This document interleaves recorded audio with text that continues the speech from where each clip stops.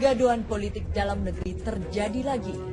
Kali ini bersumber di dua perusahaan strategis, yaitu Pertamina Energy Trade Ltd atau Petral, yang merupakan anak perusahaan Pertamina dan PT Freeport Indonesia. Kegaduhan ini bermula dari lontaran Menteri ESDM Sudirman Said yang menyebutkan perilaku bisnis Petral dipengaruhi oleh pihak ketiga. Kerugian negara yang diakibatkan pun tidak tanggung-tanggung, mencapai kisaran 250 triliun rupiah. Pihak ketiga ini ditengarai sebagai orang-orang melakukan audit terhadap persiapan pembubaran Petral. Baik Pak Saididu, tapi yang ingin saya tanyakan, kalau nggak salah 2012 itu Petral itu hanya boleh beli migas dari produser. Ketika itu ada perintah dari presiden harus dari produser. Produser ini tentu bentuk National Oil Company. Tapi lebih maksudnya kan dia memproduksi ya mungkin Shell atau BP British. Nggak boleh. Yang boleh adalah hanya dari National Oil Company. Jadi misalnya PV Oil BUMN-nya negara lain. Baik.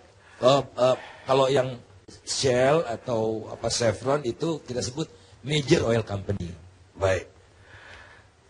Lah, ini kan nggak boleh trader lagi. Jadi permainan yang dimaksud ini antara Petral dengan National Oil Company tadi. Berarti begitu dong? Saya pikir begini, jadi tempat persoalan ini terjadi karena aturan bahwa seluruh perdagangan minyak harus melalui Petral. Dan Petral ada di Singapura. Ada di Singapura sehingga proses transaksi juga terjadi di Singapura. Pedagang minyak ada di Singapura. Dan kalau tidak salah bahwa memang orang-orang yang terlibat ini pun mampu mengatur NOC. Bayangkan NOC bisa diatur oleh orang yang bisa mengatur Petral. Bahkan terungkap bahwa pegawai Petral pun bertindak seakan-akan pegawai mereka. Jadi maksudnya ya pelaksana saja di Petral itu. Yang ngatur itu bukan Pertamina, bukan pemerintah, tapi orang yang mengatur perdagangan minyak ke Indonesia. Tapi transaksi yang terjadi NOC dengan Petral. Ya, transaksi yang terjadi saya pikir demikian. Transaksinya antara NOC dengan Petral. Tapi apakah sudah diatur duluan? Kan begini, harga minyak ini kan jam-jaman. Jika bukan kalau jam-jaman kan bisa Anda masukin sekarang atau jangan masukin sekarang. Anda kebagian besok deh. Itu kan kalau sudah diatur demikian, siapapun pemainnya sudah susah dikendalikan sehingga Pertamina mendapatkan harga yang tidak optimal. Jadi apa saja yang diketemukan permainan itu? Saya pikir nanti Pertamina bisa menjelaskan apa yang diketemukan di dalam audit. Oke, Pak Faisal Basri bisa menambahkan dari Pak Saididu dulu secara garis besarnya. Karena yang saya tahu 2012 itu Petral yang notabene adalah ada perusahaan Pertamina tidak boleh lagi beli dari trader. Sebelumnya dicurigai trader ini yang bermain mensuplai Petral dan bermain dengan orang Petral. Apakah negara-negara lain ini dikendalikan oleh trader juga atau negara lain ini bertindak independen? Sebaiknya Pertamina dulu yang menjelaskan, Pak. Silakan. Karena kan ini kita bicarakan sesuatu yang temuannya dulu apa gitu. Mungkin ya, ada baiknya seperti itu, Pak. Setuju, Pak Faisal. Auditor Pertamina. Ya, terima kasih Pak Karni. Jadi tadi sudah disampaikan bahwa terkait dengan Petral, mungkin sedikit saya berikan kronologis dulu ya Pak ya. Jadi Petral itu kalau nggak salah dibentuk tahun 2004, kemudian mulai tahun 2009 dia diberikan amanah sebagai single supplier untuk seluruh kebutuhannya Pertamina. Jadi sebelumnya Petral itu di PES itu diperlakukan sebagai supplier sama dengan supplier yang lain. Nah, semenjak 2009 dia menjadi single supplier untuk Pertamina, sehingga seluruh kebutuhan Pertamina itu disuplai oleh PES. Nah, pada mid of 2012 itu ada kebijakan di mana pada saat itu memang mungkin Pak Karni masih ingat ada rame-rame bahwa Petral tidak efisien karena beli lewat trader. Sehingga ada kebijakan direksi dari Pertamina waktu itu yang menyatakan bahwa untuk pengadaan selanjutnya itu Petral harus melalui yang pertama National Oil Company, yang kedua producers, yang ketiga adalah refiners atau kilang yang mempunyai kilang. Oh, jadi ada 3 sumber supplier aja. Ada 3 source. Itu tahun 2012. 2012 middle, jadi Ya. Juni. Nah, memang jumlah NOC itu terbatas. Ya. Ya. Tidak semua NOC memiliki minyak, sehingga di dalam kebijakan itu juga ditulis melalui NOC tidak terbatas atas minyak yang dimiliki oleh dia. Jadi boleh minyaknya orang. Ya. Nah, inilah yang mungkin akhirnya terjadi transaksi back to back atau sleeve transaction lah. Jadi belinya ke NOC, PES ke NOC, tapi ternyata dalam waktu yang bersamaan NOC juga berkontrak dengan trader. Ini yang Jadi akhirnya sumbernya NOC ini trader juga sebagian. sebagian seperti itu, karena tidak semua NOC memiliki minyak sendiri. Dan Nah, berarti Petral beli tidak ke orang yang punya stok dong ya? karena kebijakannya seperti itu, karena kebijakannya seperti itu harus melalui NOC, ya, sehingga yang mendapatkan alokasi dan itu adalah NOC yang ada, meskipun minyaknya ternyata bukan dari mereka. Kenapa Petral nggak beli dari produser? Memang kalau dari produser itu di PES sendiri untuk crude ada sebagian yang langsung dari produser. Jadi seperti diketahui bahwa 30% lebih dari transaksinya PES itu adalah Mogas 88. Dan Mogas 88 yang kita pakai sebagai premium di sini. Dan itu sebagian besar dipasok oleh NOC kalau itu. Nah, kalau produser itu biasanya terkait dengan pengadaan minyak mentah atau crude-nya. Dan mungkin terkait dengan audit forensik ini sebetulnya kami kan menindaklanjuti dari rekomendasi tim reformasi tata kelola migas pada saat itu. Jadi yang dilakukan dalam audit forensik sebetulnya adalah ingin membuktikan apakah yang direkomendasikan yang merupakan indikasi-indikasi awal adanya anomali maupun penyimpangan itu memang benar.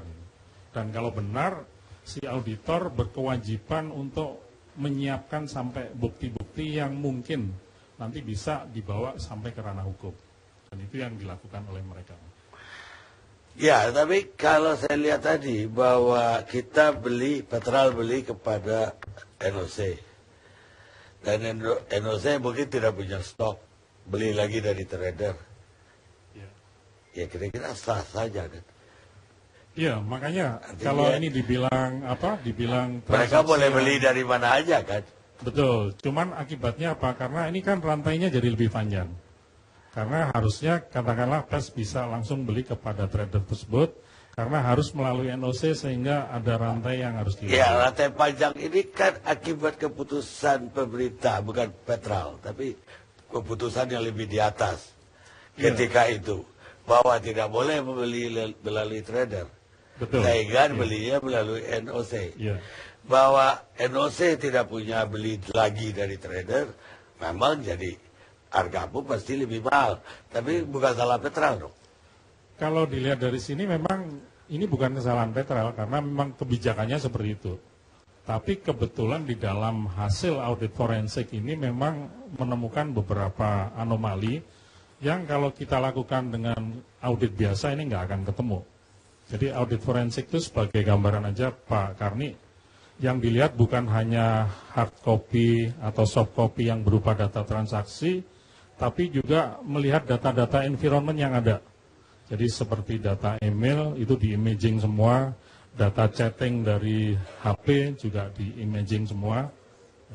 Dari data-data itulah yang bisa memberikan sedikit gambaran bahwa dalam proses pengadaannya itu ternyata memang ada intervensi dari pihak ketiga. Baik, apakah data forensik itu, ya saya bayangin ya, kalau ada orang bermain di Petral atau di Pertamina membocorkan misalnya rahasia perusahaan misalnya, apa dia pakai email Pertamina juga? Kan nggak mungkin. Dia tidak. harus pakai akun lain kan? Iya. Apakah dilacak pemainnya? Jadi memang ada beberapa yang memang handphonenya tidak satu, tapi memang ini keterbatasan bahwa yang kita minta kemarin adalah data-data handphone yang memang nomornya diberikan oleh perusahaan. Ya, tapi dia pakai nomor itu yang nggak masuk akal saya. Kalau dia orang pintar nggak bakalan dia pakai. Ya itulah, mudah-mudahan. Pertanyaan lainnya, audit ini kan baru audit investigasi ini tahun 2015. 12 mulai. Yang diaudit tahun 2012. Tapi kita kontrakkan kepada auditor Australia itu kapan melakukannya? Di 2015 bulan Juli itu mulai dilakukan audit. Baik. Dan ini sebenarnya tindak lanjut dari laporannya Pak Faisal Basri tadi yang dikeluarkan bulan Mei. Sehingga bulan Mei sampai Juni kita lakukan proses tendernya, karena kita juga nggak ingin nanti pada saat pemilihan auditornya ini bermasalah, sehingga proses pengadaannya pun kita lakukan dengan proses tender. Ada beauty contestnya segala macam. Apa dari timnya Pak Faisal Basri juga yang menetapkan auditornya independen dari luar negeri? Di rekomendasinya Pak Faisal Basri memang tidak menyatakan apakah harus dari luar negeri atau tidak. Yang penting dilakukan audit forensik. Dan seperti diketahui bahwa di kami sendiri pun, seperti saya dari internal audit belum pernah melakukan yang namanya audit forensik. Dan kami searching bahwa yang berpengalaman dalam kegiatan audit forensik ini adalah jumlahnya terbatas juga, dan termasuk beberapa KAP yang masuk dalam Big Four.